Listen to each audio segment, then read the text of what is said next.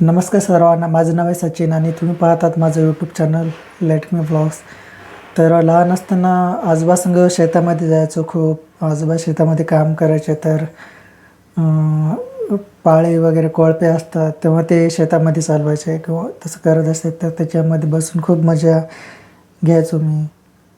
आजोबासंग खूप राहत असे. माझी मोठी बहीण पण आजोबासंग बाहेर जात असते शेतामध्ये फिरायला वगैरे.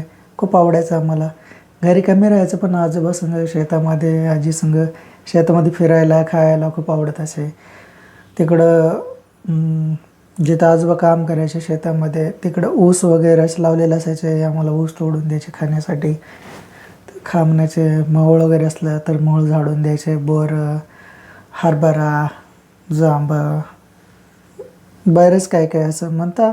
एका सीझनमध्ये तर ते आता समजत आहे की आम्हाला की एका सीझनमध्ये हे काय नाहीत, पण ते हर सीझनमधली गोष्ट असते. जांभळं वगैरे वेगवेगळ्या सीझनमध्ये येतात. पण माणसाला ते मोमेंट असं कॅप्चर म्हणजे दिमागामध्ये फिट झालेले असतात, ध्यानात राहिलेले असतात, की असे काही मोमेंट जे खरंच मेमोरेबल ते आजी आजोबानं केलेलं असतं. माहीत नाही, पण तितके दिवस कधी कोणाला ध्यानात राहत नाहीत की रोज कशी असते लाईफ, काय नाही. पण काय काय मोमेंट असे असतात की आपल्याला ध्यानामध्ये राहतात.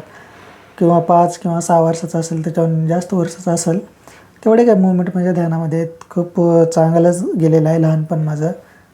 त्याविषयी काही वादच नाही. बहिणीचं पण माझ्या लहानपण चांगलं गेलेलं आहे. चांगलं म्हटलं तर हो, चांगलं म्हणता येईल इतरांपेक्षा. आजी आजोबा खूप प्रेमळ होते. त्यांनी खूप प्रेम दिलेलं आहे.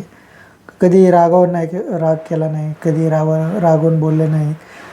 चुकलं असेल तर कधी रागावले असतील, पण मला ध्यान येत नाहीत की माझे आजोबा कधी रागावलेत किंवा आजी रागावलेले आहेत. असेल कधी मला जर ध्यान आलं तर मी नक्की पुढच्या ब्लॉगमध्ये मी तुम्हाला सांगेन.